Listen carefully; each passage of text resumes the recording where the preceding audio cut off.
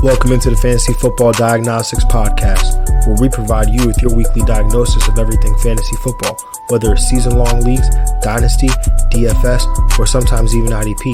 We got you covered all year long. All right, my next guest is a really good friend of mine, a guy that I admire in the community, one of the hardest workers in the community, CEO of P2W Fantasy, Play to Win Fantasy, a member of the Fantasy Points Media Group, and of course, I'm talking about my guy, Nick Script. Nick, what is up, my guy? What is up, man? I always am excited to link up with you. I think we've done a few podcasts by now. We probably talk on a daily basis in a group, and it's always nice getting together because I feel like I'm talking to one of my buddies, which you are, about football. So it makes it like a laid back podcast, and it's always good. So thank you so much again for having me on, and I'm excited about this, man. No, of course, man. Always, like you said, always good to talk to you. We've linked up a few times, but we do have daily conversations. So it's always fun to talk to you, man. But of course, it's extra fun today because we're talking about your Chicago Bears. You got the Fields jersey in the back. I'm looking at it. So clearly, we know how you feel about him already. I mean, we've had conversations about that. So, but before we jump into Fields and everything, let's talk about 2020, 8-8. The Chicago Bears finished, started out 5-1 actually through the first 6 games, 3-7 down the stretch, shuttling between Mitch Trubisky and Nick Foles. But on the back of a top 8 defense in terms of Football Outsiders DVOA metric, they were able to make the playoffs. Unfortunately, ended in a wild card loss to the New Orleans Saints. I'm sorry, Nick, if I'm causing you any pain as I'm going through this. It's all right. It's all right. I've healed since then, I think so. Yeah, but you know what? Times are looking up, man. Chicago Bears were fortunate enough to land Ohio State quarterback Justin Fields with the 11th overall pick. So things get interesting in 2021. But I'm on the outside looking in, Nick. So you're from the area. Your feet are on the ground. What are the vibes in Chicago as it pertains to the Bears? Well, just in general, we'll talk about Fields eventually here, but the relief of that happening is just unreal because we went through this weird time where Deshaun Watson was thrown out there, and then you had the likes of Russell Wilson's name saying that he wanted to be potentially in Chicago as well, and we missed on both of those guys. And then we go and grab Andy Dalton, and it wasn't super exciting, but the fact that we have a franchise quarterback to look forward to, it's something that I have never experienced in my 29 years of living. So I think that vibe in Chicago, just having a guy to be excited about eventually, is just awesome. Like you said, 8-8 last season. There's a lot of good pieces on this team. There's some guys that were young. We'll talk about some of these guys eventually, but I like talking about the other side of the ball because the defense has been known to be very good. They're not going to they weren't the best defense last year. They had some iffy games, but Roquan Smith, in my opinion, is a top 3 linebacker in the league, 7th in combined tackles. You go down the list of Hicks and Khalil Mack and Trevathan and Eddie Jackson, that core guys I'm excited about. And then you look at this young offense with Montgomery just had a breakout, Darnell Mooney, Cole Kmet, Allen Robinson is an absolute dog. And then what we did in this draft class I thought was awesome because 39th overall pick in the second, Tevin Jenkins. A lot of people thought that this tackle was going to be a first rounder, and he ended up being a second rounder. And I think that was kind of a steal. And a lot of people actually regard that as one of the better steals of the draft. And then we added another offensive lineman in Larry Borum from Missouri. Added some young guys, Khalil Herbert, Daz Newsome, who is injured right now. But I think this team 8-8 last season, there's a lot of tough games. Browns, Bucks, 49ers, Steelers, Ravens, Cardinals. But I know the fact that the defense has these pieces, the fact that whoever's at quarterback is going to be more competent than the guys last year. I think there is some upside on this team, and it's hard to talk too much about it because I'm a fan, but I have to be, realistic. But I think it's going to be a team that's going to go to the playoffs again this year. And I think it's a team that can do things on both sides of the ball. So I'm very excited. Yeah, it's funny because I live in New York, and so I hear Giants fans talk about a lot, that trade, right? Because Giants fans and my co-host Greg Penniman, who will be back with us in August, he's a Giants fan as well. They were excited that, hey, you know what, we're getting the Bears' first round pick. They have a rookie quarterback and Andy Dalton. That could be a good pick. And like you said, this was a team that went 8-8 with Mitch Trubisky and Nick Foles. Like this is no matter who the quarterback is, it's probably an upgrade, Yep. right? And so, things can get interesting, especially when you consider the pieces that are in place, especially on the defensive side of the ball, like you mentioned. So, in a year where is Aaron Rodgers is he gonna be in Green Bay? Detroit's probably gonna stink again. Minnesota still has some things to figure out defensively.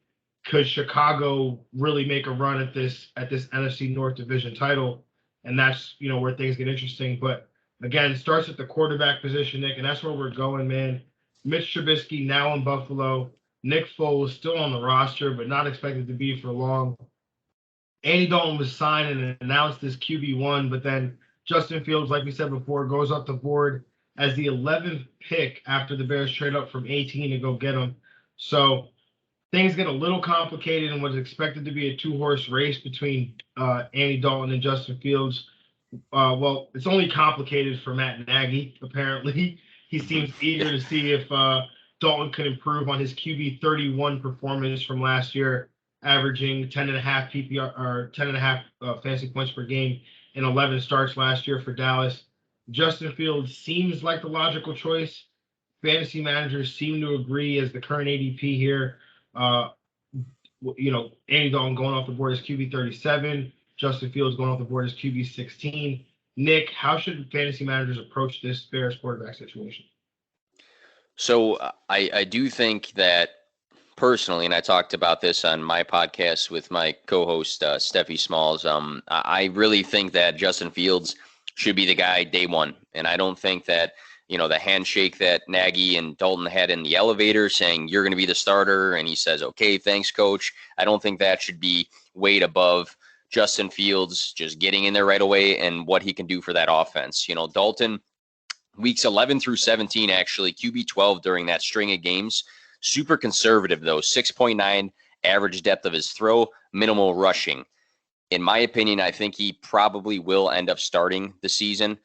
But after the first 3 games, I think it's going to be the Justin Fields show. So Rams are game one, then it goes to the Bengals and then the Browns. So if you look at the Rams and the Browns, 2 playoff teams, I think that if Dalton is average, even average or below average, I think against the Detroit Lions on October 3rd, is going to be the first time we see Justin Fields, because you got 2 out of those 3 first games tough, and then you open up your rookie quarterback against the Lions, which you noted is probably going to be a team that struggles, and that's a game that Justin Fields can come in with some confidence, build his first start, and have a big game. If we look at Justin Fields, fantasy managers should be very excited about Justin Fields. I personally think, and I'm not going to knock your Jets at all, but I personally think that he should have been the second quarterback out of the class. The guy runs a 4.45 40. He has good accuracy, deep passing, solid, major mobile threat. He actually had a 1.5% interception rate, so he protects the ball well. 10.3 average depth of throw his past 3 seasons. So the guy can run, but he also can throw the ball fairly accurate down the field. Does his second read have to improve? Sure. Does he have to read coverage a bit better? Sure. But there's things that we can go down the list. Lawrence and Wilson and all these other guys have to improve on.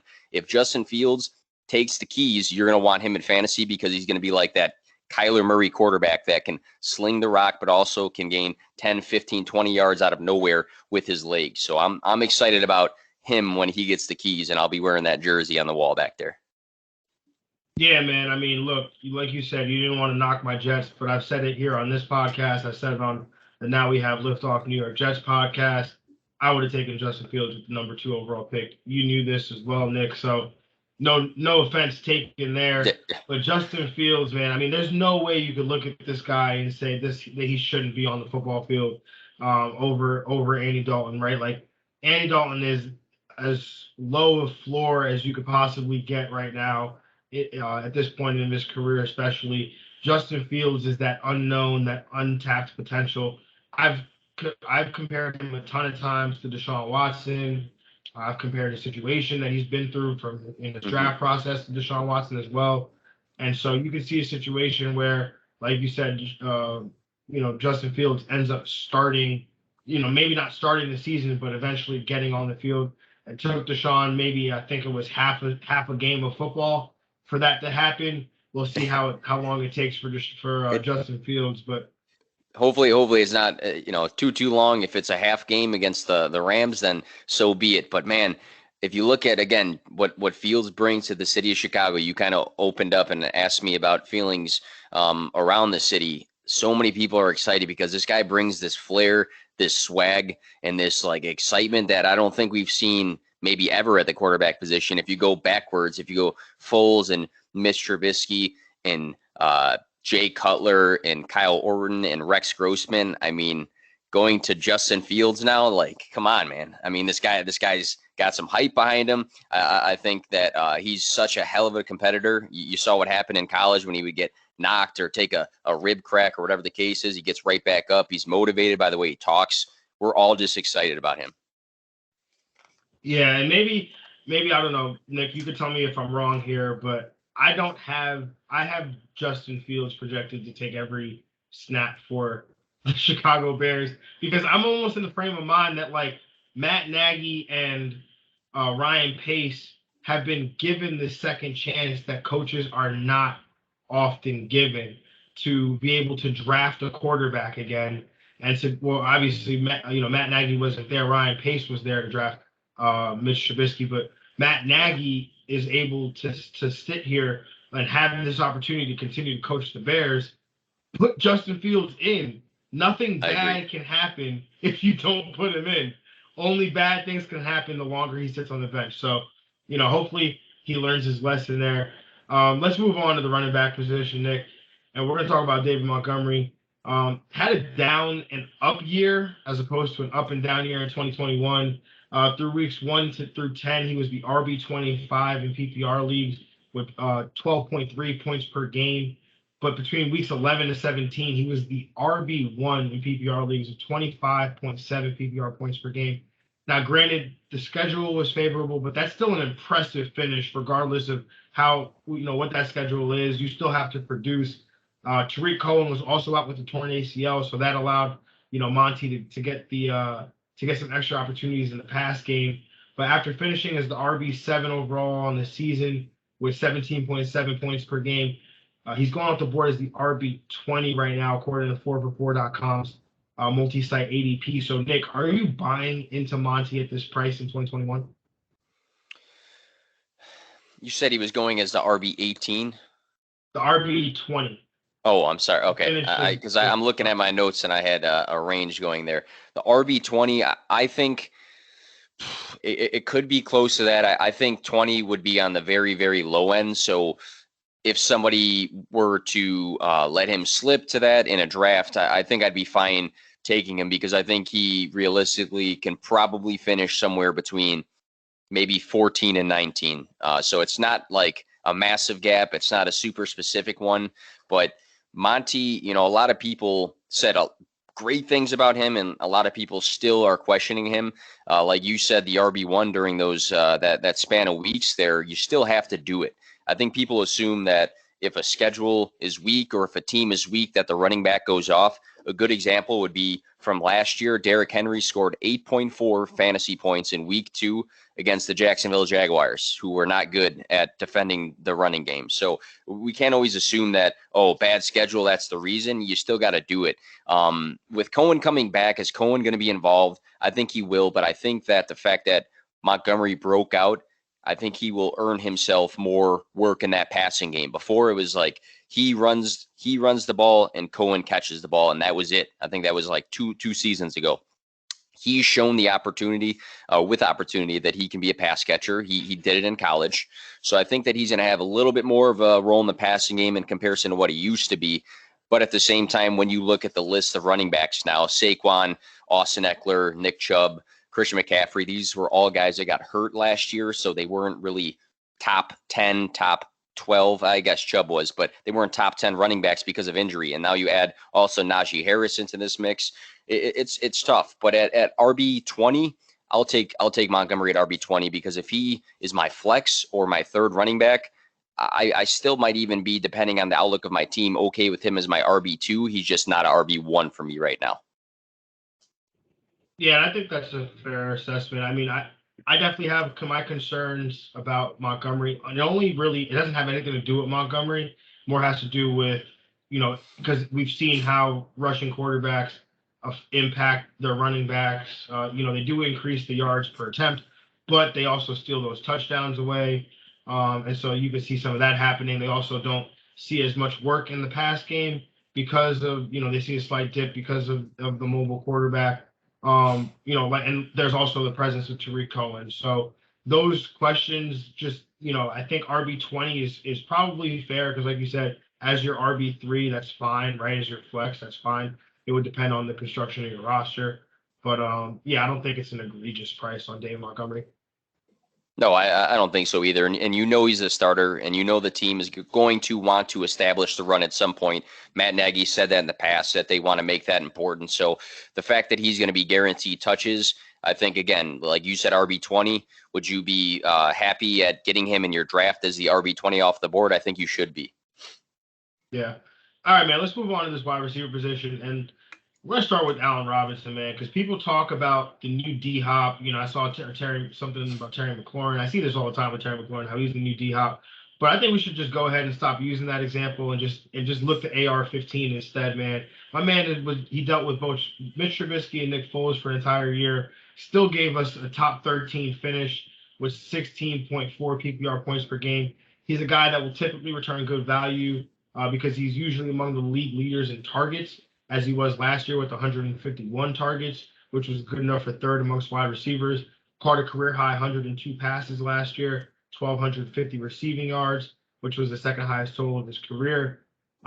Either way, I think that between Dalton, Fields, he's still getting a quarterback upgrade. So, he's going off the board right now as the wide receiver 11. Nick, what are your thoughts on the price right now on Allen Robinson? I think he should be a lock for a top 12 finish. I mean, you've seen what he's done in the past with poor quarterback play or average quarterback play. Everybody talks about that, but the past two seasons overall, weeks 1 through 17, wide receiver 9 in 2020, wide receiver 7 in 2019. That's back-to-back top 10 seasons. The offense schemes up him in the red zone a lot. He actually tied for fourth in red zone targets. So they find ways to look for him in the red zone. Red zone points could be touchdowns. Touchdowns are huge for fantasy. The issue was he only had 4 touchdowns in the red zone. So if the quarterback play is better, a lot can get better for this guy. They force feed him targets already. So if other pieces of this offense improve, it's going to mean better spots for him on the field. It's going to be more touchdowns. It's going to be more quality of throws for him to play make. The issue with the quarterback play, though, Andy Dalton, weeks 11 through 17, CeeDee Lamb, wide receiver 28, Michael Gallup, wide receiver 29, and Amari Cooper, wide receiver 24. So none of those guys was like a major alpha. He was spreading the ball out. He was super conservative. So I think with a guy like Justin Fields, if a lot of attention is drawn to what he can do with his legs, I think Allen Robinson is going to find even more space on the field. So I am perfectly fine with him being a top 12 wide receiver if that's where his ADP is, because I think, like you said, John, the targets are going to be there and the offense is going to improve because the quarterback position is more competent. Yeah, no, definitely, man. I mean, there's no reason why you should not be comfortable with Allen Robinson as a wide receiver 1 on your team, especially, he's going off the board. I'll pull it up exactly where it is, but I think it's the 3rd or 4th round, maybe even the 5th round actually. But when you look at a guy like that, he's gonna bring back the value because the targets are gonna be there, and we can't predict a lot of things. We can't predict necessarily the touchdowns. We can't predict how the game might go. But if a guy's getting 7 to 8 targets a game, then I'm definitely on board with that. And Allen Robinson is going in 12-team leagues, 1 quarterback leagues. He's going in the end of the 3rd round at the 308 according to FullScore.com. So and his ceiling is good. It's been good. He had 6 games over 20 fantasy points. So being comfortable with Allen Robinson in your lineup is something you should do. Yeah, man. And then again, right, like the wide receiver position is so deep that a guy like Allen Robinson, who's getting that weekly production, he's still just as valuable in a sense as like the Stephon Diggs that you're getting as the wide receiver 2, because he's going to get that weekly volume. Maybe the blow up games might be a little bit bigger, but on a week to week basis, you're still going to be in good shape. Absolutely. All right, let's move on to the next wide receiver on the Bears that's worth speaking about, and that is going to be Darnell Mooney. You mentioned him before. Was the wide receiver 61 last year, 9.5 PPR points per game. If you in terms of wide receiver scoring on a per game average, was second on the team with 98 targets, which he was able to turn into 61 catches, 631 yards, and 4 touchdowns. Now we can only imagine, right? We've talked about it already. If the Bears upgrade this pass game, if the Bears get an upgraded situation here, that it could only improve Mooney's fantasy production as well. And so Mooney's going off the board as wide receiver 49. So fantasy managers seem to be making that bet. Nick, are you making that bet as well? What he did last year, I thought was impressive because if you look at that draft class, a lot of those guys were talked about super highly. Not so much Mooney unless somebody was diving pretty deep into this past draft class. He was the 24th wide receiver off the board, but as the season ended, he was the 7th rookie wide receiver in targets and the 9th in fantasy points. So, I mean, this guy who was not highly regarded coming out of the draft class in comparison to the Mims and the Chenaults and the Riegers and these other guys that were not, CeeDee Lamb and that sort of class. He got volume and he did some nice things. Week 17 was a good eye opener because I feel like that is the, what can be done with Darnell Mooney. He had 11 catches for 93 yards and 20.3 fantasy points. So it's nice to see him finish the regular season on a high note there. He was iffy though with his efficiency with yards per target, but on the same note, we saw how many times he was underthrown and overthrown and not even looked at. So my big thing is I think his ceiling is going to be dependent on when he can get with Justin Fields because, like I said earlier on with Andy Dalton, his average depth of throw was not super great. Justin Fields, if you looked at his senior season or his last season that he just played, Justin Fields was a deep ball passer, and Darnell Mooney is a guy that can go deep. So I think his ceiling is going to be dependent on when Justin Fields is in this offense. I think you look at the tape. I'm not a big tape guy, but if you look at like the highlights of the Clemson versus Ohio State game and what Justin Fields did over the top of the secondary, that can be Darnell Mooney. So I think that his ceiling could be decent if his volume stays consistent. So it'll be interesting. I mean, they added guys like, Daz Newsome's way down the depth chart, but they added Damiere Byrd to the team, Marquise Goodwin. I don't know if Anthony Miller is going to necessarily stay on the team, but if Darnell Mooney can see over 100 targets, I think that he can be a sleeper by definition of somebody that is way down the list for ADP, but can have some nice games for you, especially in the flex position. Yeah, with Darnell Mooney, it's interesting because he had 98 targets last year, so right on the border of that 100 targets that you just referenced. And was, again, we've talked about it all segment, but Nick Foles, Mitch Trubisky, I mean, he's getting a quarterback upgrade one way or the other. But like you said, Justin Fields, that's the guy we really are excited to see Darnell Mooney with because Justin Fields has that deep ball ability that you talked about. And Darnell Mooney, the deep ball, that seems to be his role in this offense and something that he excels at. So if the Bears can find that, add that element to their offense, it should only improve their offense from a football perspective. But yeah, I mean, it would be definitely useful from a fantasy perspective if we get some big games out of Darnell Mooney. And just a last note on him. A lot of people dive super deep into the wide receiver threes on teams, the Michael Gallups, and you go down the list, maybe Tyler Boyd or T. Higgins, however you look at it, and try to figure out who these sleepers are that still can get volume, even though they're the wide receiver 3. I mean, go to the Lions, go to your Jets, and trying to find that like guy being slept on that might have some volume. If he's the clear cut most or second most targeted guy in this offense, then that is a true definition of a sleeper, especially if his ADP falls closer to that 50 mark. So that's how I view it. Yeah, no, definitely. I mean, he's definitely worth the price in terms of where he's going. I mean, anytime I see a guy that can get over 100 targets, that's going to catch my attention because that means that there's room for more potential in the ceiling, and that's a lot of opportunity there. So let's move on to the tight end position, man. And so everyone wants the Cole Kmet breakout to be a thing. He was the best tight end prospect in his class. Got stuck playing behind Jimmy Graham as a rookie. Kmet averaged 3.9 PPR points per game. He did end up averaging six targets per game during the final 5 games of the season. He saw just 14 targets through the first 11 games of the season. But now Jimmy Graham started out as he started out as the tight end one, averaging 9.5 points through those first 11 games of the season, ultimately finishing as a tight end 19 in a points per game basis. Kmet going off the board as a tight end 24 right now. Jimmy Graham going off the board as a tight end 27. Are you looking for any value here amongst the Chicago tight ends?